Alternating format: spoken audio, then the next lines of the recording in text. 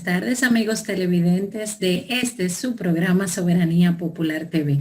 Nosotras aquí, como cada viernes, compartiendo con ustedes informaciones novedosas, tanto en el ámbito jurídico como informaciones de interés. La verdad que para nosotros es un verdadero honor compartir con ustedes y esperamos con muchísimo agrado este día para de igual forma darle gracias primero a Dios por permitirnos compartir con ustedes y a ustedes, amigos televidentes, por preferir este espacio. Buenas tardes, doctora Marilis Durán.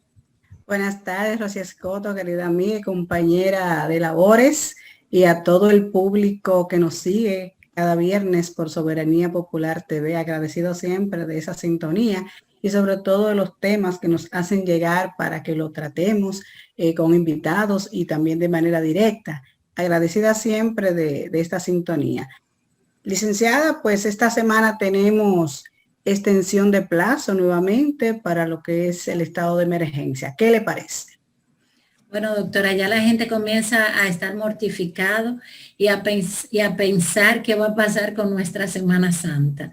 Pero la verdad es que al margen de esa parte, nosotros debemos reconocer que el tema de la enfermedad de la pandemia COVID-19 debe ser controlado y la única vía que el gobierno tiene es teniendo los controles y pudiendo asumir los controles, a veces precisamente con relación a lo que muchas ocasiones la población no acata.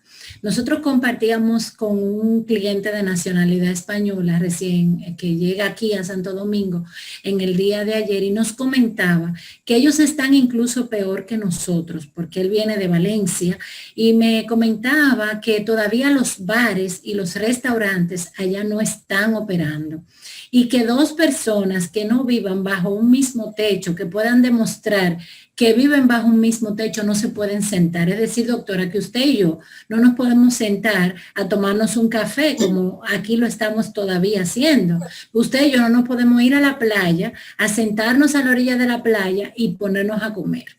Porque resulta que eso es un límite porque no podemos demostrar que vivimos bajo el mismo techo. Y nosotros como país, la población dominicana debe reconocer que si bien es cierto los números se elevan, pero a la misma vez cuando se asumen los controles, entonces los números comienzan a bajar.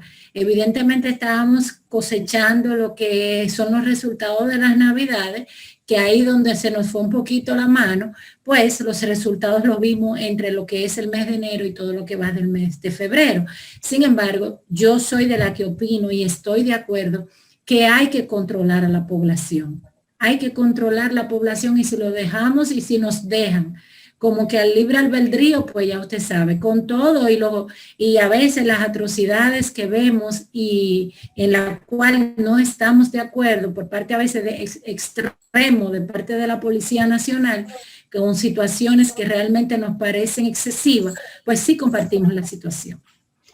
Yo coincido con usted en ese criterio. Entendemos que no tan solo República Dominicana, sino muchos países están pasando por estas pruebas y realmente hasta que no lleguen las vacunas, las esperadas vacunas, y que se pueda comprobar que se ha controlado, que ha bajado el nivel de contagio, pues tendremos, yo creo que por mucho tiempo, estados de emergencia con determinadas modalidades. Es posible que en lo adelante se pueda ampliar un poquito, tomando en cuenta sobre todo el tema del comercio que tiene que ver con bares y restaurantes que realmente están en una situación económica muy difícil, pero definitivamente el presidente es quien tiene en este caso la responsabilidad y todo el cuerpo de asesores que bien le informan sobre la factibilidad o no de lo que representa ampliar o disminuir lo que es el estado de emergencia. Doctora, hoy tenemos una invitada de lujo a este programa, una mujer de batalla, una mujer muy identificada con lo que es el comercio, con lo que son las MIPIMES. El tema que está, no vamos a decir en términos ya no de moda, pero sí el término y las empresas que realmente mueven la economía de nuestro país. Estamos hablando del sector MIPIMES. Y para esta ocasión, este programa ha invitado a la licenciada Elizabeth Berigüete, representante de la entidad ProLíder. Realmente es una mujer que ha dado mucho, sigue dando mucho por el sector MIPYMES, y hoy la hemos invitado para conocer las intríngulis, todo lo que tiene que ver con el sector de venderle al Estado y una serie de implicaciones que pueden ayudarnos a nivel informativo para esas MIPYMES, para que tengan conocimiento, conciencia y sobre todo que se preparen para seguir optando y apostando a venderle al Estado, que al final de la jornada, doctora, es el mejor cliente que tiene el comercio. Es así, doctora. La verdad que para nosotros es un gran honor contar con la presencia de la licenciada Elizabeth Berigüete. Cuando hicimos la invitación para ella de que nos acompañara en el programa en el día de hoy, pues consideramos que va a ser de mucho interés porque, como bien usted señala, no se trata del tema del momento, sino de lo que dinamiza la economía, que son las MIPYMES. Quiero compartir con los televidentes el perfil profesional abreviado, porque es una verdadera especialista de nuestra invitada. La licenciada Berigüete es contadora pública autorizada con una especialidad de alto nivel en tributación interna y maestría en estudios políticos electorales. Posee pasantías, congresos, seminarios y talleres continuos nacionales e internacionales para el fortalecimiento de las micro, pequeñas y medianas empresas. Es gerente de la firma Berigüete y Asociados, SRL, y también es miembro de la directiva de Cofenagro e ideóloga y desarrolladora del proyecto ProLíder, que es una plataforma semipresencial de MIPYMES, docente universitaria, consultora, conferencista y profesional con amplio conocimiento teórico y práctico en los últimos 20 años sobre las problemáticas y oportunidades de las empresas MIPYMES, integradas en asociaciones y cooperativas. Se ha ganado la confianza y el respeto de líderes y directivos por la asistencia técnica para el desarrollo organizacional, impulsando cambios importantes en la creación y fortalecimiento de pequeñas empresas, tanto a nivel rural como urbano. Así que nos acompaña una verdadera especialista y a quien le damos formal bienvenida en esta tarde. Bienvenida, Elizabeth, y muchísimas gracias por aceptar nuestra invitación. Gracias a ustedes por invitarme, doctora Marily Durán, Rosy Escoto, a Soberanía Popular TV, un programa de gran empuje en nuestro país. A sus órdenes. Gracias. Elizabeth, cuando hablamos de MIPYMES dentro de tu expertise, ¿a qué nos estamos refiriendo? ¿Qué es una MIPYME? Porque queremos hacer de este programa de lo simple a lo complejo, empezando por lo más sencillo. Cuando hablamos de MIPYME, ¿cuándo hablamos de MIPYME? ¿Qué es una MIPYME? ¿Qué la conforma? ¿Qué la distingue? Yo pienso que hay que hacer una comparación porque se confunde mucho el emprendimiento con las MIPYMES y hay una gran diferencia. Tú innova, inventa y puede quedarte ahí en teoría.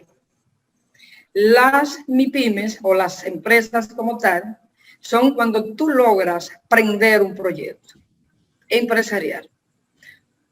Hiciste una innovación o creaste un negocio tradicional, pero tu negocio prendió. Entonces comienza las micro, pequeñas, medianas empresas, comienzan cuando ya tú tienes capacidad de comercializar, de vender, de percibir ingresos, costos y gastos, pero también de generar empleo, aunque ese empleo sea un autoempleo. Entonces esa es la gran diferencia entre el emprendimiento y lo que es micro, pequeña y mediana empresa. Cuando hablamos aquí de microempresa, que ahora la dividieron en la ley 187-17, la dividieron en dos partes, están la de 2 empleados de subsistencia, como le llaman, que de 1 a 2 empleados, esas son las pequeñitas, lo que hacen empanadas, dulces, ese tipo de cosas, pero no industrializadas. Y las que llegan hasta 10 empleados, hasta 10 empleados, hasta ahí llegan la micro.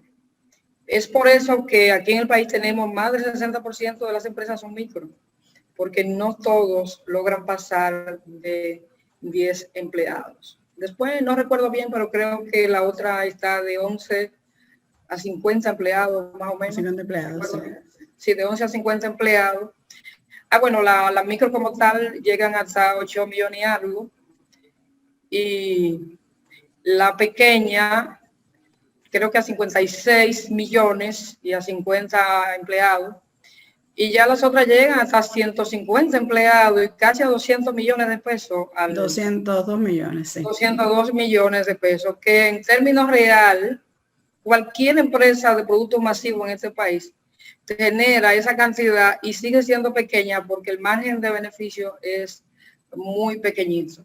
Yo siempre le digo a los que llegan a grandes empresas que para mí aquí hay una gran mentira en lo que es la gran empresa. Y de hecho el Banco Central tiene clasificaciones en los quintiles. Si nos vamos a los quintiles, en las empresas también deben existir los quintiles. En la gran empresa aquí son 2 o 3 familias, dicen que son 23 nada más. Entonces le dan el mismo tratamiento de aquellas MIPYMES que logran crecer.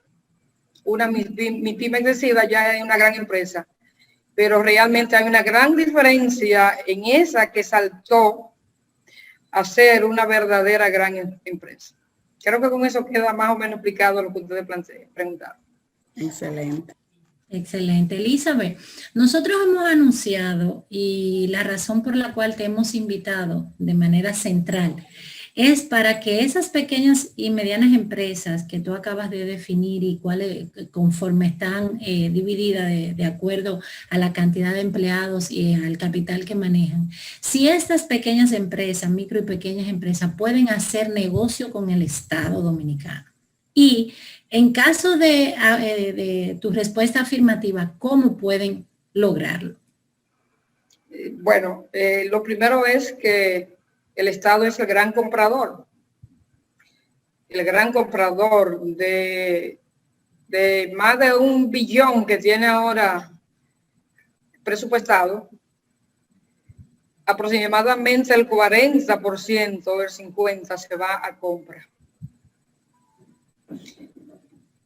Imaginémonos que es el 40 y que ese 40 sea 400 mil millones de pesos. Apliquémosle el 20% a esos 400 mil, ¿cuánto nos está dando? O sea, el Estado tiene capacidad de sobra para comprar a las MIPYMES. Incluso hay muchas empresas que los sectores que pueden participar no darían abasto si le dan el 20% como unidad mínima, el 20 o el 15. Y de ahí que nosotros promovemos la oportunidad de venderle al Estado. Una oportunidad enorme, sobre todo para los que no están muy entrenados en los negocios. Esa oportunidad de poder vender lo que tú produces o lo que tú comercializas, porque el Estado también es la gran casa.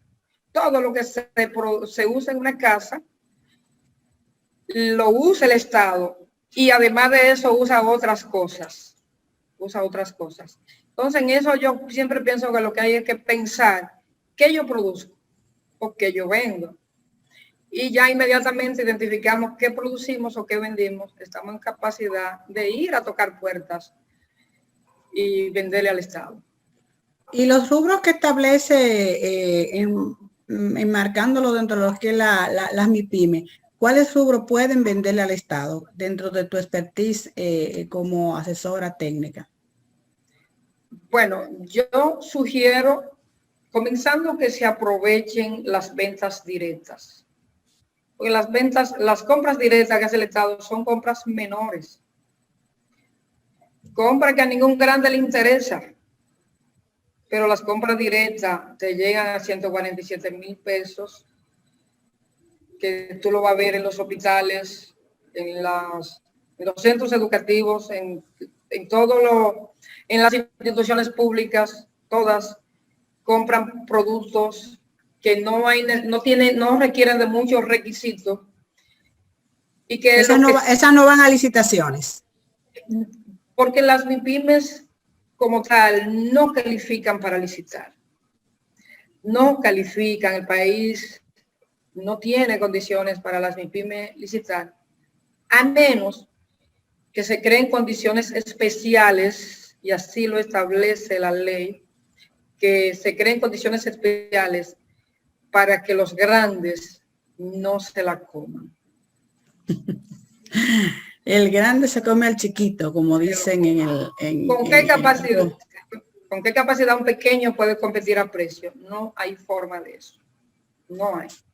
Entonces, sí, la ley prevé en las excepciones de la ley el fomento y el impulso y la protección de la micro, la pequeña y la mediana empresa. Y por ahí los funcionarios, sea por decisión propia o por presión social, pueden crear condiciones para que las MIPYMES liciten. Pero hay una parte, y es que para licitar hay que cumplir con unos requisitos previos. O sea, cuando ya salen del umbral de esa cantidad que tú acabas de señalar como compras menores, ¿cuáles son los documentos que deben tener las MIPYMES para realmente comprarle al Estado, estar en condiciones? Tanto en las ventas directas como en los demás procesos se requiere requisitos previos. En una primera etapa, que es la definición jurídica que el propietario MIPYME decida tener, si decide ser una persona física, donde su RNC va a ser la misma cédula, pero tiene que dar casi todos los demás pasos, porque ya tienen incluso que registrarse en ONAPI, que la Cámara de Comercio lo exige. Entonces, en el primer paso, su identificación jurídica, si quiere ser una persona física, una EIRL o una SRL, porque ya no califican para los demás procesos de constitución de compañía.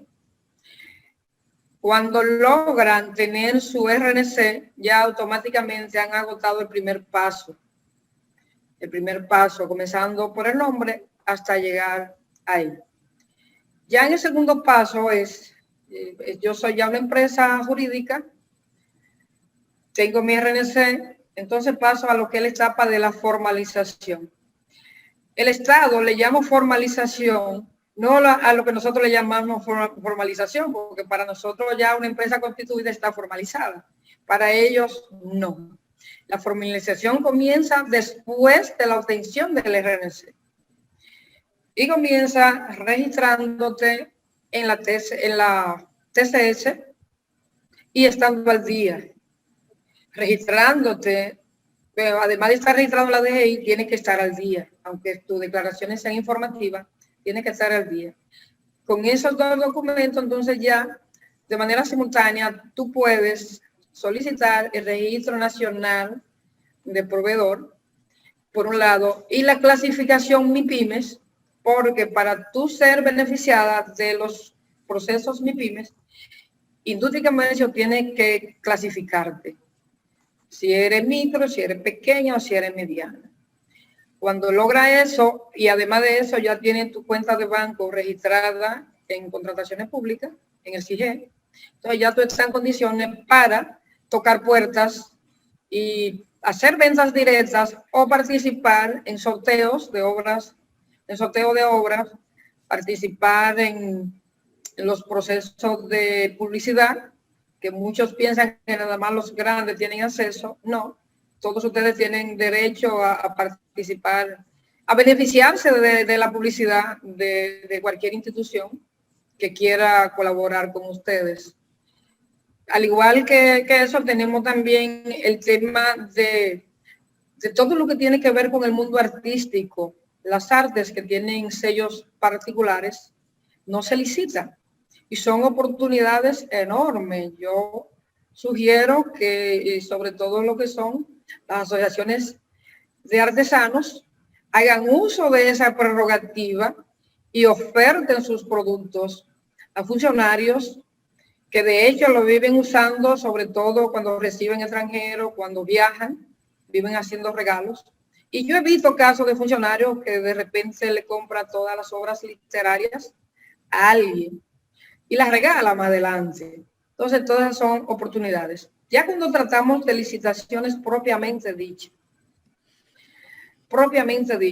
ahí hay que identificar cuáles instituciones tienen procesos a beneficio de las MIPYMES. Porque donde la licitación no está dirigida a las MIPYMES, no participe. Tiene que estar, sea porque de manera concienzuda respetan la ley y apartan el 15 o el 20%, según sea el caso, o porque lo dirigen en un sentido general al 100%, y ese es uno de los casos, de las ventajas que tenemos en INAVIE. Las mayorías de los procesos de INAVIE están dirigidos en un 100% a la micro, la pequeña y la mediana.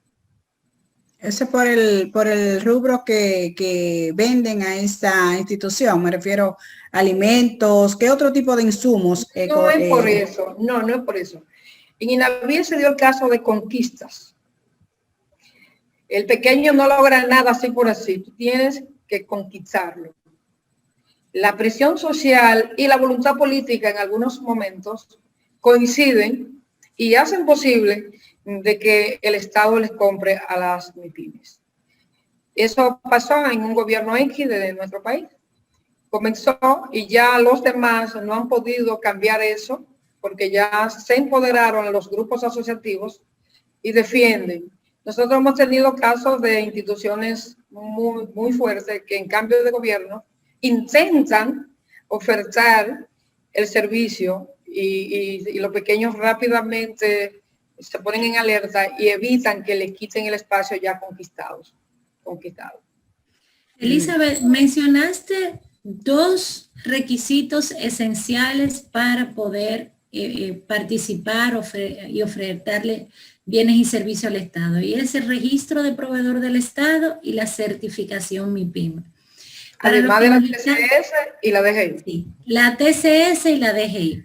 Para las personas que nos están viendo en este momento, sería importante que Elizabeth le informe dónde se pueden obtener, porque evidentemente la certificación de la TCS es cuando la empresa tiene trabajadores, porque si no tiene trabajadores, pues no tendrá registrado estos en la Tesorería de la Seguridad Social. Pero ¿dónde se pueden obtener esos documentos que serían los elementales para dar el primer paso para venderle al Estado dominicano? En este caso, el segundo paso.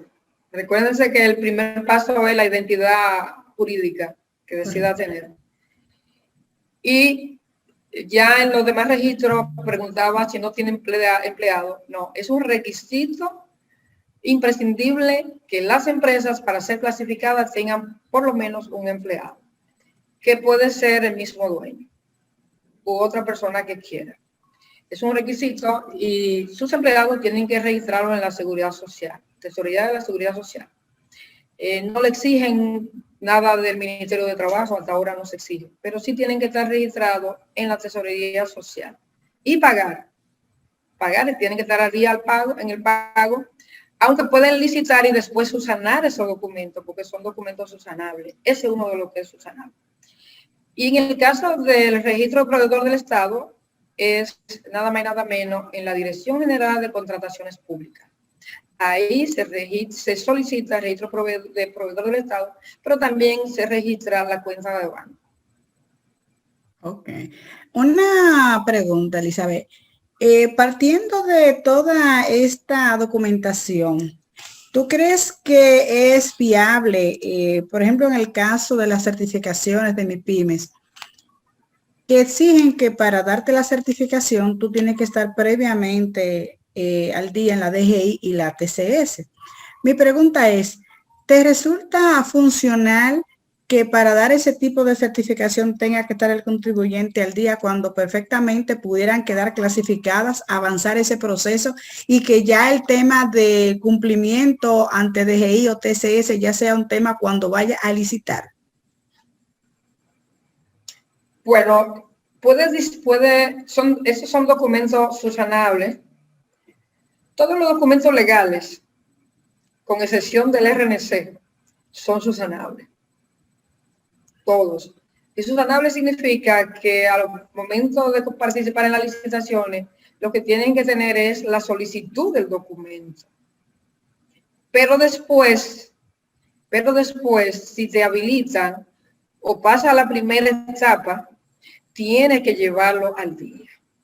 Al final no te van a clasificar, tú no quedas habilitado, puede quedar prehabilitado, pero no habilitado hasta que tú no completas tus informaciones. Incluso después de ser habilitado, tú puedes volver a ser inhabilitado si se descubre que uno de esos documentos subió con falsedades. Bueno, es importante tomar en cuenta el sector MIPYMES, ese tipo de disposiciones, porque el estar inhabilitado es no venderle jamás al Estado, porque ya hay una situación de fraude y de dolo que todo lo rompe, como se dice en derecho, y realmente entendemos que eso se da de manera excepcional, no de manera ordinaria. Se da muchísimo. Okay. Muchísimo. Se da mucho. Sobre todo porque no siempre se pueden poner al día por falta de recursos. Okay.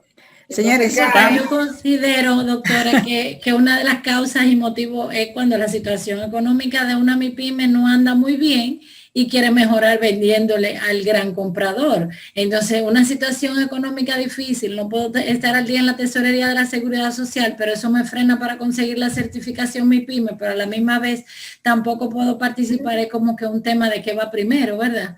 Sí, pero aparte de eso, también los profesionales que le dan servicio a las MIPYMES, muchas veces por vago, por lo que sea, le alteran los documentos y ellos no se dan cuenta, los dueños, y se dan cuenta ya cuando lo inhabilitan.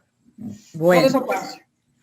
Señores, el programa está interesantísimo. Vamos a una pausa porque nuestros patrocinadores son los que nos permiten llegar a los hogares de ustedes, a todas las, a nivel nacional.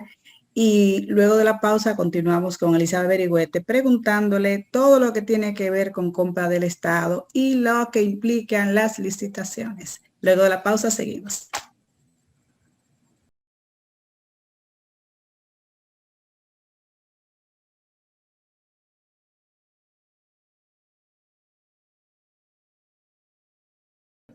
Gracias por mantener la sintonía y por permanecer ahí para escuchar todo lo que estamos evaluando y que nos está compartiendo la licenciada Elizabeth Berigüete. La verdad que de aquí, doctora, las MIPYMES van a salir demasiado bien edificadas y van a estar llamando a la licenciada Berigüete porque aquí se está conociendo detalle por detalle.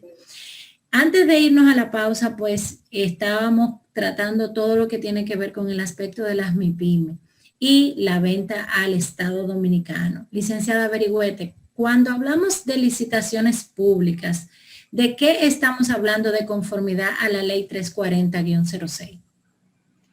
Bueno, las licitaciones públicas son competencias. Son procesos donde las instituciones llaman a los oferentes interesados a presentar ofertas. Pero el Estado anda detrás de la oferta que más le convenga a su institución.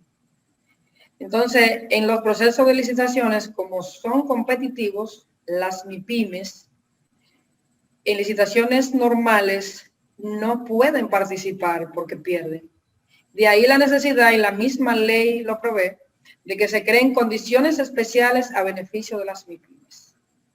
Esas condiciones las encontramos en la ley 48808, las encontramos en el artículo 222 de la Constitución, las encontramos en los artículos 6, 7 del decreto 543, que debo decirles, son artículos muy vulnerables, casi nunca lo toman en cuenta. La mayoría de las veces pasan desapercibidos en los procesos. Y por eso les decía que cuando las y las MIPYMES participan en licitaciones es porque han conquistado espacios. Y en esas conquistas, las instituciones se ven obligados a preparar condiciones favorables donde en los pliegos de condiciones específicas el precio no es determinante para evaluar y calificar un micro, un pequeño y un mediano. Se toman en cuenta otros elementos. Tampoco es determinante su capacidad económica, porque las mismas leyes así lo expresan, de que las MIPYMES tienen que ser socorridas por debilidad financiera y por debilidad de asistencia técnica. Una pregunta ahí que me surge. Cuando tú nos dices que muchas veces no se dan las condiciones, ¿no se supone que dentro del proceso de licitación, y de hecho se habla mucho de la veeduría que debe existir en los procesos de licitaciones? ¿Qué pasa con eso? ¿Se cumple, no se cumple? Hablan un poco de esa parte, Elizabeth. Bueno, en las veedurías, como no está contemplado en la ley 34006 ni en el decreto 543, las instituciones públicas no le importa ese tema. Y nosotros, los que hacemos veedurías, tenemos que ingeniárnoslas para lograr el objetivo, pero lo logramos. Es bueno que lo sepan, de que sí, las organizaciones sociales y los profesionales calificados podemos autonombrarnos y hacer veeduría. Nosotros como veedores autonombrados fiscalizamos el cumplimiento de los procesos e incidentamos, comenzando desde que publican la licitación y leemos el pliego de condiciones específicas, comenzamos haciendo consulta. Como la ley no nos permite hacer consultas directas, independientes, las hacemos a través de los participantes. Tenemos que ponerlo en riesgo a ellos, porque después son mal mirados y pueden ser maltratados, que de hecho hay casos registrados así. Pero nosotros a través de ellos incidentamos, comenzamos por las consultas, en las consultas planteamos algunos cambios y ellos están obligados a dar respuestas. Estas respuestas, tanto cuando es antes de la licitación como en el mismo proceso de la licitación, esas respuestas, si no nos satisfacen, apelamos al órgano rector, apelamos a contrataciones públicas, pero también a través de oferentes de los que están participando. Ya en ese paso nosotros somos un poquito más, se podría decir, habilidosos, porque lo que hacemos en esos casos es que ponemos los oferentes que arriesgan su oportunidad a que nos firmen poderes y los de poderes de representación. Entonces a partir de ahí nosotros continuamos con la lucha. Y aún sometiéndolo a contrataciones públicas, no siempre se nos da respuesta. No siempre se nos da respuesta. O las respuestas se dan tarde. Pero nosotros... La licitación ha pasado. Sí, pero sí, pasa todo eso. Pero nosotros, conocedores de todo eso, ellos se atrasan, pero nosotros nos adelantamos.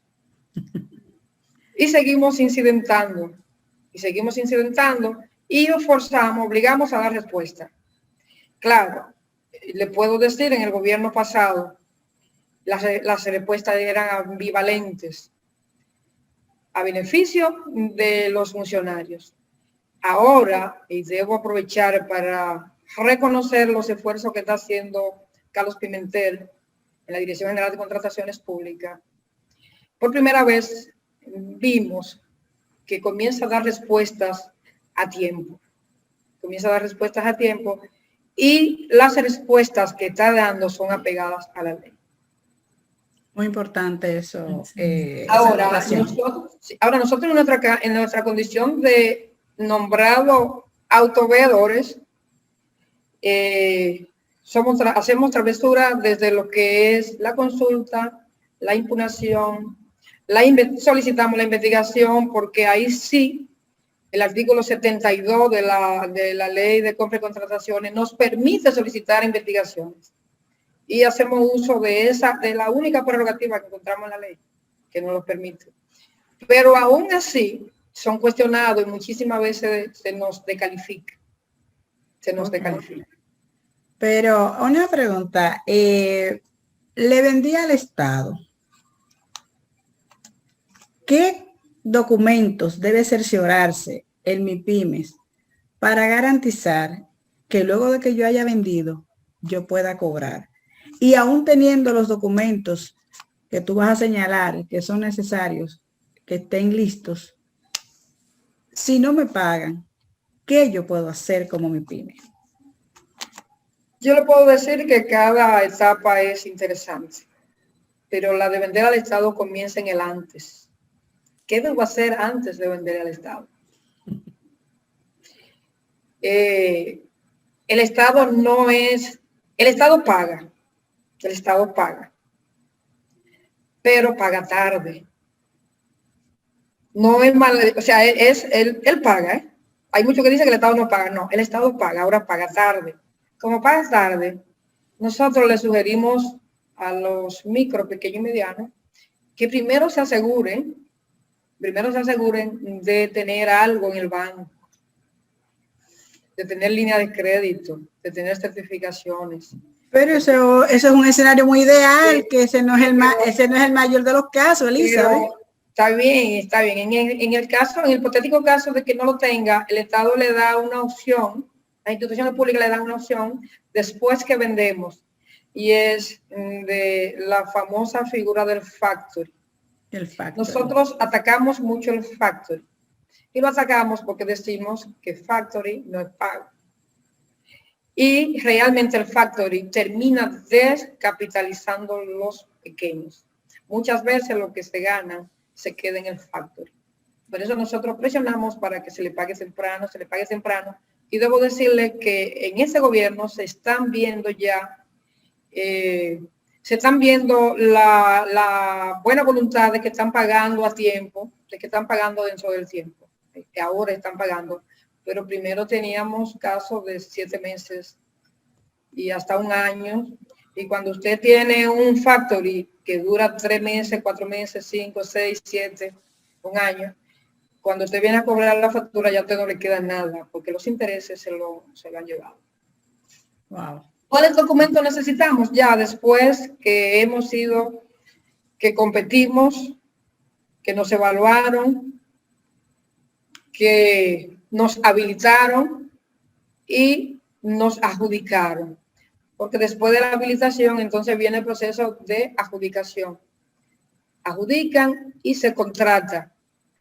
La institución firma un contrato, yo diría unilateral, porque todas las condiciones de compra de ese contrato son las que impone la institución. El suplidor no participa en la elaboración de ese contrato, que nosotros también los atacamos en las impugnaciones. Entonces, está bien, pero ya tú pasaste todo eso y viene entonces pasa al compromiso, donde ya, si te comprometiste a dar un servicio, lo da, y si te comprometiste a vender un producto, lo entrega. ¿Cómo tú lo entregas? Dependiendo de la institución que sea, pero normalmente van acompañados de facturas y conduces. Tú tienes que asegurarte de que tus facturas estén bien confeccionadas y que los conduces también estén bien confeccionados, porque de cualquier quita de la paja te lo devuelven. Y si te lo devuelven, el conteo para pagarte comienza en 0 nueva vez. Nuevamente, ok. Eso es importante, que se precise la documentación y sobre todo que estén sellados, que los conduce la prueba, ¿verdad? Me imagino de la entrega de la mercancía, que están cuestionados a veces, que cuando llevan los controles, que si entró, que si no entró, a los inventarios, y es importante que las MIPYMES tomen en cuenta esas importantes sugerencias para garantizar su pago. Pero en sentido general le puedo decir que hay más ventajas vendiéndole al Estado que desventajas. Y eso se puede ver en las instituciones que le abren las puertas a las MIPYMES. Los parqueos lo van a ver lleno de vehículos. Comienzan a vender, cuando comienzan a negociar, puede ser que comiencen en un mal vehículo, en un vehículo en mal estado o a pie, pero de repente su estatus cambia. Su estatus cambia y cambia para bien en la mayoría de los casos. Porque la realidad es que en los procesos de compra a las MIPYMES se toma en cuenta el margen de beneficio, aunque sea pequeño, pero siempre se le gana. Claro está, mientras más veteranía tiene el que vende, más gana, porque tiene un mejor manejo costo-beneficio. Una pregunta, Elizabeth, con relación, por ejemplo, a las empresas que hacen el compromiso ya a través de un proceso, que hayan cumplido con la parte requerida, y luego a la llegada del momento o dentro de lo que sería el proceso de llevar ese producto, el cual ha participado, no le cumple al Estado. ¿Prevé la ley algún mecanismo para el Estado de protección frente a esa MIPYME o ese negocio que no le cumple con lo prometido o el compromiso asumido? Claro que sí. En un proceso de licitación hay 3 pólizas de seguro. Hay una que para mí no tiene sentido, que es la primera, porque para tú competir te obligan a llevar unas pólizas. Le llaman la póliza de la oferta, normalmente le llaman así. Para llevar tu oferta junto a los demás documentos que te piden, tienes que llevar una póliza. Ya cuando te van a contratar, antes de la firma del contrato, tienes que llevar una póliza equivalente al 1% del monto adjudicado.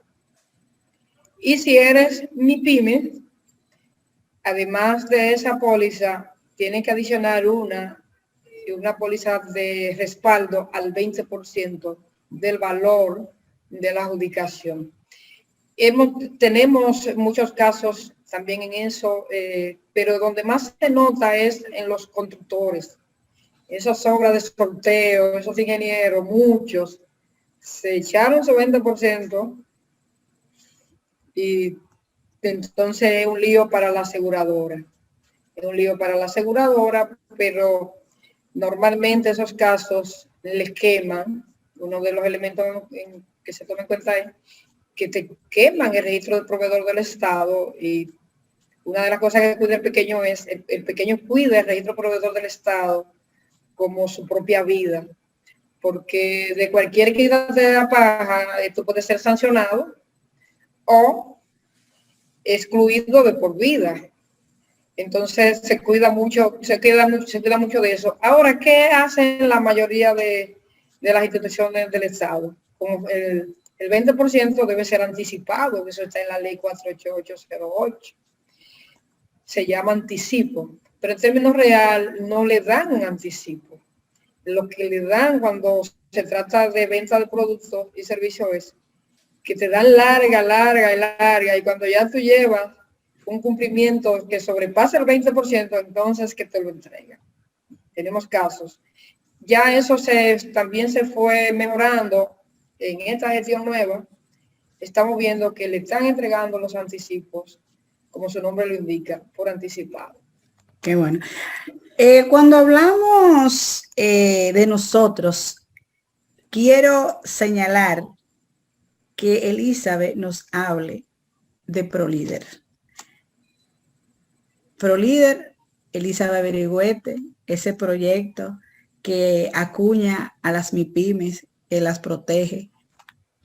Cuéntanos para que los que no saben de ProLíder sepan de qué se trata. Lo que pasa es que legalmente, por un compromiso internacional, ProLíder ha caído bien y se podría decir que está de moda. Así se ve, está de moda, pero asumimos un compromiso internacional y no podemos todavía dar datos generales de ProLíder. Pero sí le podemos decir que ya pasamos la etapa de dar a conocer a ProLíder, ya se conoce, del involucramiento, y en estos momentos ya ProLíder está bien avanzado en 3 contratos. Un contrato, se está avanzando en una alianza pública-privada con el Estado. Estamos muy avanzados en el primer punto de venta y con el compromiso internacional que están interesados en ProLíder para América Latina, también vamos bien. Pero lo demás datos, lo más que le puedo decir es que ProLíder es una propuesta colectiva. Qué bien. No, es interesante conocer esos detalles porque no tenemos referencia que desde la sociedad civil, por así decirlo, la parte privada, se trabaje tanto por las MIPYME como sabemos que lo hace desde la plataforma de ProLíder. Y te felicitamos, Elizabeth, porque donde se habla de MIPYMES, el nombre tuyo está como al lado, como un guión muy ligado a lo que es la buena asesoría y sobre todo el acompañamiento técnico. Elizabeth es una mujer de batallas y que vale la pena y merecedora de todos los reconocimientos. De verdad, Elizabeth, para Soberanía Popular TV es un lujo haberte tenido como invitada. Esperamos que vuelvas ya con casos específicos. Este programa es una ventana abierta a todo lo que es el sector MIPYME, sobre todo el MIPYMES mujer, desde todos los ángulos, ser pulmón de dar a conocer todo lo bueno y a veces no tanto lo bueno, pero dentro de un concepto objetivo y en procura de ayudar a mejorar lo que está.